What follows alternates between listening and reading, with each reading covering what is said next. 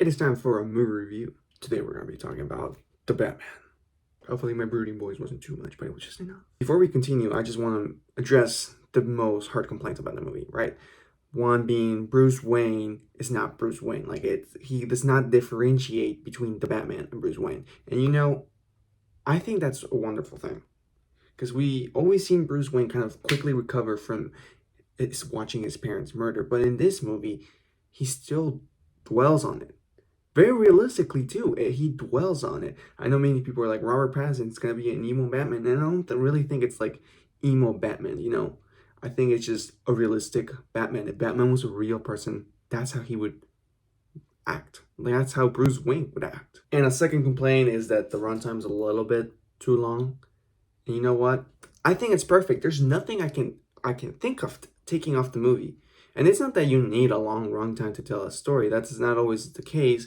It's just that the movie's just so grand that you need every single minute. The story was extremely well executed. I have literally no complaints. We saw some of the best detective Batman ever. I mean, sometimes some of the riddles that Batman solved were pretty easy, and he solved them, and it took him a long time. But other than that, it was pretty great. Now, onto the characters. Robert Pattinson, he's definitely my favorite, the Batman. Not Bruce Wayne, just the Batman. Like, the guy in suit, he's my favorite. The way he embodies the character, like, it's so intimidating, scary, but yet he's a symbol of hope. You know, you understand, they do a great job of making him very intimidating, but you're like, wait, he's on my side. He's here to help us, you know. He's here to offer hope, and he does that so well.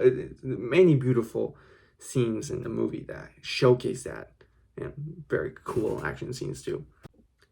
Catwoman, the Riddler, Penguin, all those three iconic Batman villains shined. Like the Penguin, I did not realize how funny and how important he was going to be into the film. I mean, don't want to spoil anything, but wow, I thought he was just going to have like a cameo, be like, Penguin's over there, he lives in Gotham. You know, no, that was not the case at all.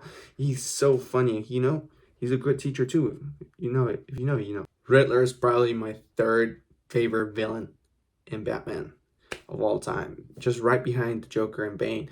And you know, he did a great job of being intimidating, yet without having to show strength. His intimidation came through his mind games, which gotta be a little mature to see that kind of stuff, because woo, I was like, whoa, I was like really pushing the envelope on PG-13 right here. Music and cinematography were perfect. Batman should definitely get nominated for those two.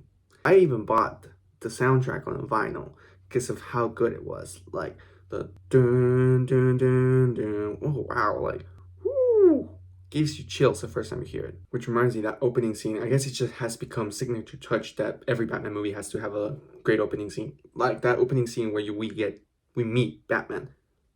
Amazing. Perfection. This Batman movie makes me very excited for DC.